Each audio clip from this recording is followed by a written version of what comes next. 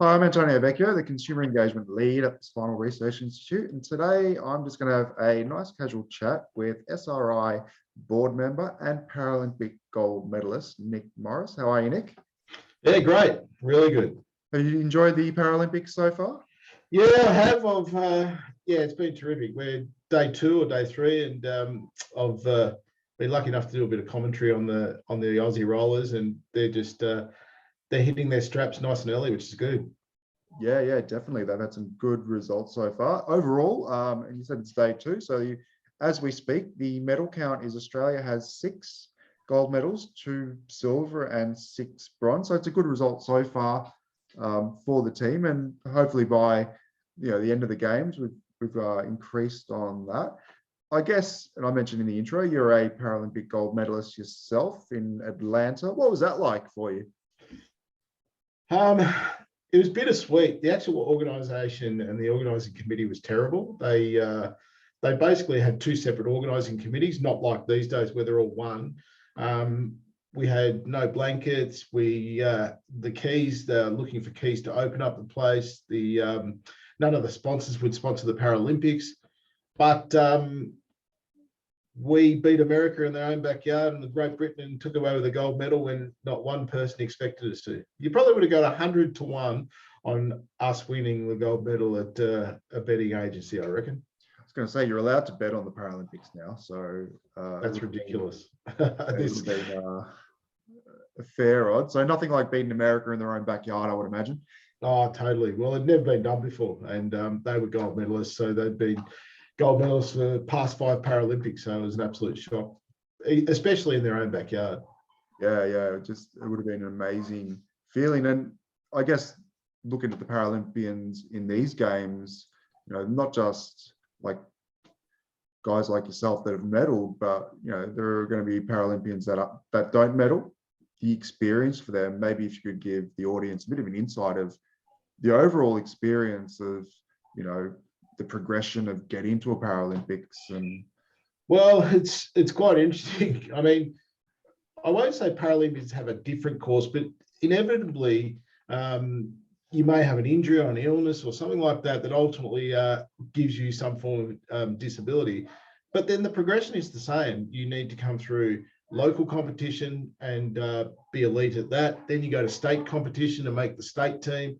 And then all of a sudden you get your eyes on the national team to try and get into that. And then there's the Paralympic team.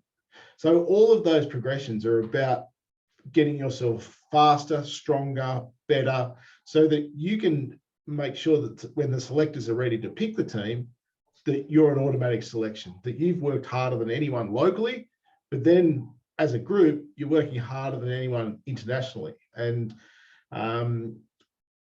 training or playing 6 days a week, twice a day is pretty normal. It's a normal life for a Paralympian. I'm now 50, and I can tell you that the body is now acknowledging that work. Yeah, very much grateful for it. And I know in my own experience, not making Paralympics, but going through a lot of that progression, it really is, all encompassing, and, what you eat, what you put in your body. I don't know about you, but myself, I would compare myself to other players domestically and even internationally, look at what they were doing and really model what I was trying to do in wheelchair rugby on that. Did you do a bit of that, or?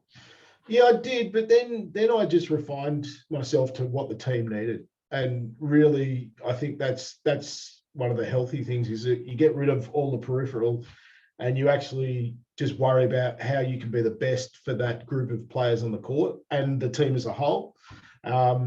And it becomes a lot simpler when you do it that way. It allows you to focus a lot more on what the task at hand is. And yeah, but it's hard because 90% of Paralympians don't win a medal, and that stuff creates issues in later in life. There's no doubt about that. When the games and all the adulation and all those support structures go away, it certainly can leave a bit of a mess. Yeah, and that's something that's really important, that support ongoing for Paralympic athletes. And Well, after Sydney, I mean, we finished. So we'd gone from winning in Atlanta to finishing fifth in Sydney in our home game. So I decided to move back to the country and buy a pub. And so that's one way of getting rid of depression and anxiety, is to throw yourself into another challenge. Is it safe to say your training levels went down once you bought the pub? Or I think that would be very safe to say that that was the case. That I won't say I went to the opposite end of the scale, but I wasn't far off. And that's mental health, you know, that unashamedly to wake up in the morning and say, I don't have to worry about training, and I'm going to have a beer at 4 o'clock in the arvo and talk and chew the fat with my friends and people is a really healthy thing to do. And it took me 3 years before I was starting to look seriously back at consulting and working again.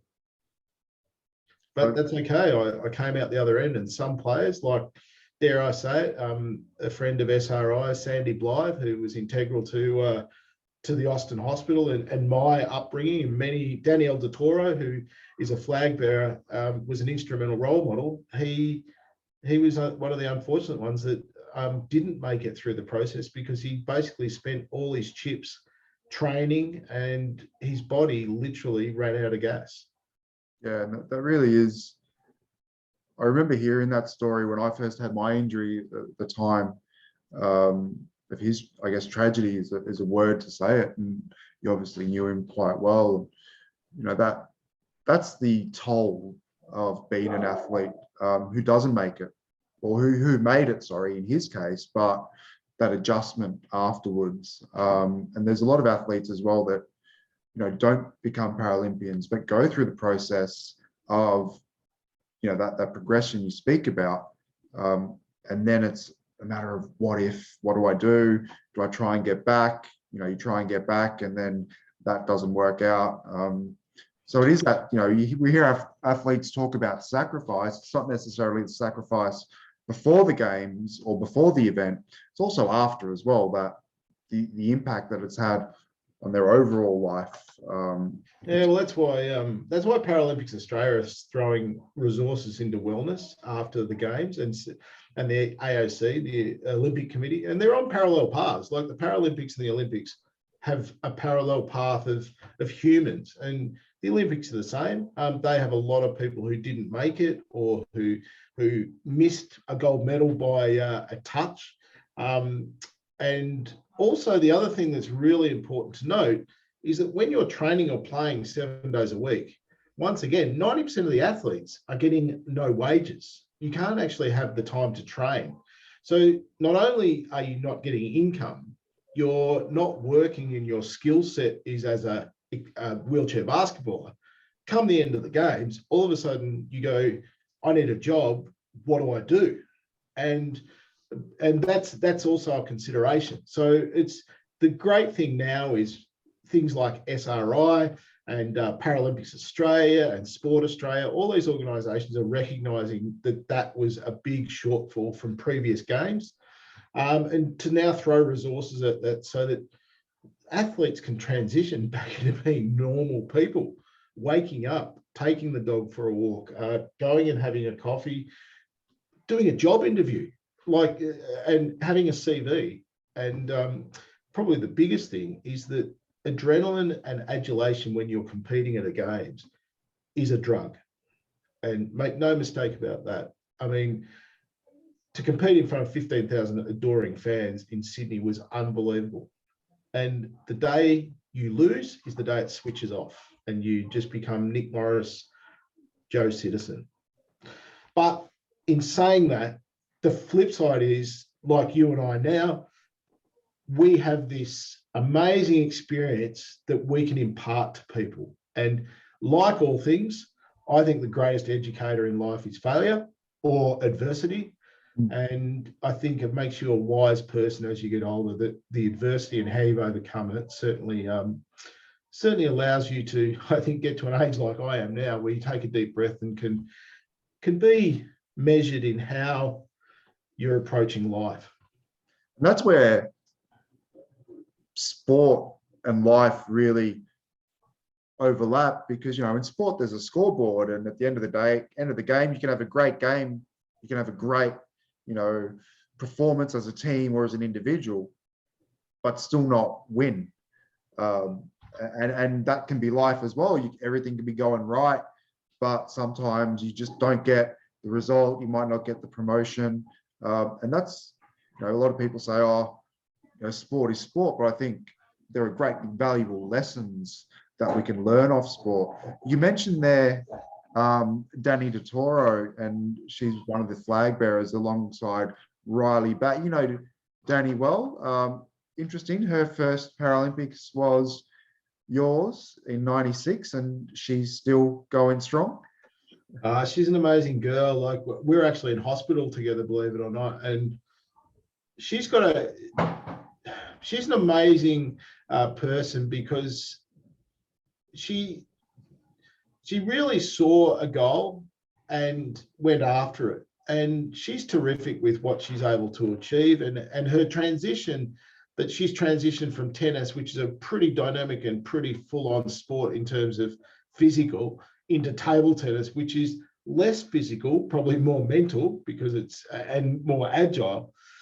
But her leadership with the Paralympic team is second to none. Not just during the games, but before. Her ability to bring people together and to become, I hope she doesn't mind me saying this, but one of the elder statespeople of the team, and the wise mother, for want of a better term, is just exceptional. So she knows what it's like to get to an end of the paras and not feel great, and she'll impart that knowledge on some of the Paralympians that miss out. Yeah, and I guess speaking about the other flag bearer, Riley Batt, who's someone that has been a teammate and a rival, not so much rival, but opponent of mine when we played for Victoria, and he plays for New South Wales, so there's a fair rivalry there. The one thing that I think about when I think of Riley Batt is he's just a fierce competitor on the court. He's, when you're going up against him that you have to be at your best. As a team, you have to be at your best. Otherwise, he makes you look silly, and he's made me look silly in the past a fair bit. And the coach is like, "What are you doing?" And I just point and go, "Well, it's Riley," and he does. When we come up against them, mate, there is always someone better than you in the world. I promise you. And you know what? It's halfway between going, I want to knock them out, versus, can I just sit back and watch these guys work their magic because I'm in awe of them. Yeah, and he's like that. And just watching him at games, and the things that he does in that chair, and the physicality side, like I think something that wheelchair rugby really has. It's a really physical game, and his longevity in the game, and he's played injured and he gets through games, and he's just the ability and the pressure for him as well. Like, I'm just a little role player, but the pressure for someone like him to be labelled the best player in his sport, to go into a games, in the last two games, the team has come out with gold, but a lot of the talk is around, he's the best player, and opponents see him and almost it's a target for him, and for him to deal with that pressure. And once again, we'll talk about ambassadors, and he's a flag bearer. The example that he sets for not just the current Paralympic team, but future Paralympians is amazing. Well, it's also unique that some players not only seek that out, but sort of revel in it. And there's no doubt about that. People like Riley who actively are leaders, and they don't feel the pressure, and they actually use it to drive them. And that's why, whether it's a team sport in particular, you get so many different personalities that have to come together from diverse backgrounds. But that's the nature of the Paralympics. It's the greatest multicultural event and adversity and disability event in the world. Like, there's not many places you get 150 countries represented by probably, 2,000 different disabilities. Yeah, and you're not wrong there. The diversity with, as you say, bringing together countries, but then bringing together different disabilities as well. But and even the people, just the spectators, people from around the world that are watching the games that you and I enjoy watching, that, we have a passion for, having played and what have you, but the opportunity to showcase that to a diverse audience as well. Speaking of competitiveness, you and I both play team sports, and Riley is someone that I would never talk to on court because, like I said, he would make me look silly. Is there a lot of trash talking, competitive banter in basketball, and are we kind of glad that some of the athletes aren't mic'd up? Yeah, but that's always the way. It's once you get to the elite level, sort of anything happens, and all bets are off, and that's why you have referees. It's their job to work out which rules they apply, which you don't, and it's cutthroat, and that's where the Paralympics is an elite competition, and is slowly being recognised as that. I'll give you an example.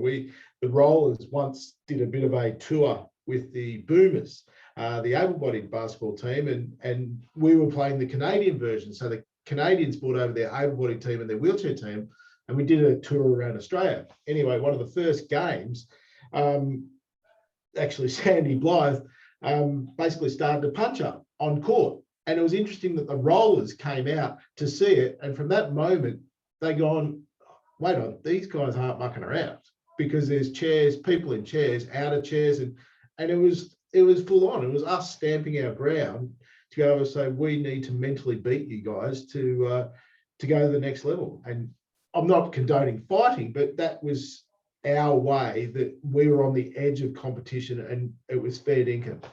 Yeah, and I think any athlete out there can relate that, once again, not condoning the violent side, but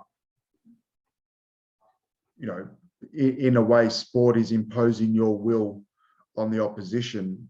Well, it's not just that. You work bloody hard. You're doing 7 days a week, twice a day, and it's no hold barred. I'm not investing this much effort to go out there and smile and shake their hand and say, nice to see you. We'll see you later on.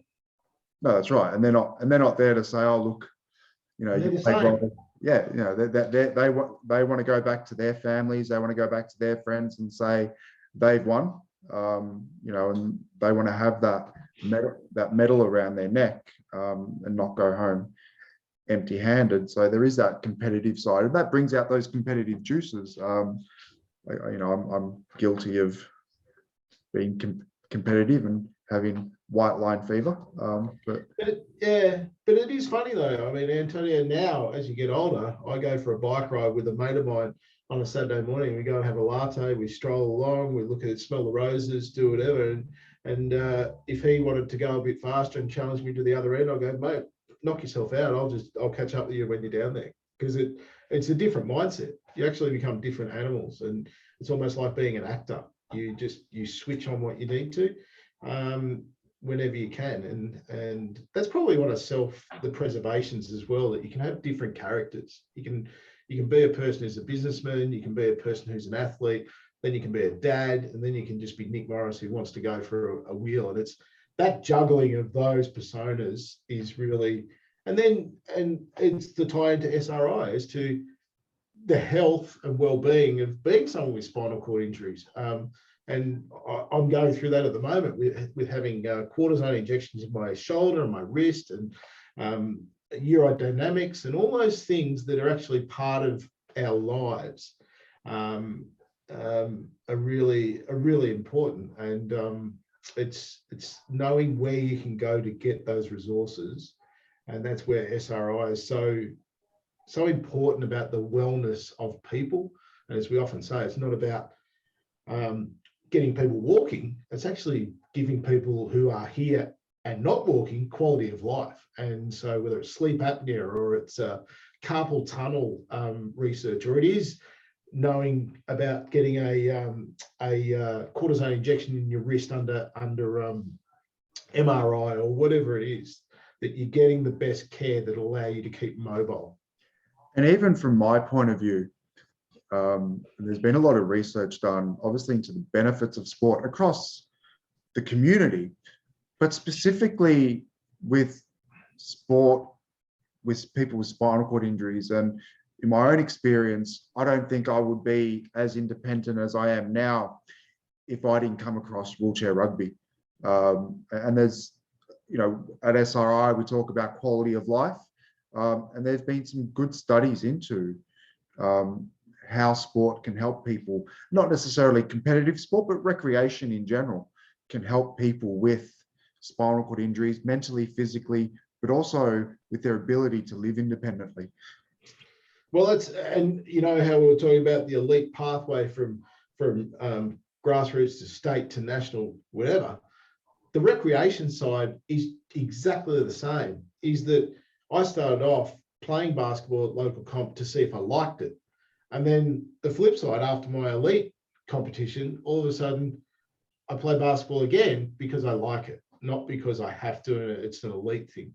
So that recreation phase is so important before and after an elite career, is that you can go back and enjoy the recreation and the health benefits of going for a hand cycle or whatever it is, swimming and all those things that are good for you as people. And I've just got an eye watch, and I mean that's got a setting on it for wheelchairs that you can make sure you count the steps or the pushes you do in a day. So all of a sudden you might do 5,000 pushes a day, and that as a measure of wellness is equivalent to somebody doing 5,000 steps. So very simple things, but it means that at least you're giving your body a chance to be as healthy as it can be. Yeah, definitely. Well, Nick, I've really enjoyed this chat. We'll keep an eye out for the rest of the Paralympics and make sure that Australia dominate. I think we punch well above our weight as a nation. So when it comes to Paralympics, so yeah, it's been awesome. No worries, mate. As always, it's terrific to chat to you and the great work that SRI is doing. So good luck with that. Cheers. Take care.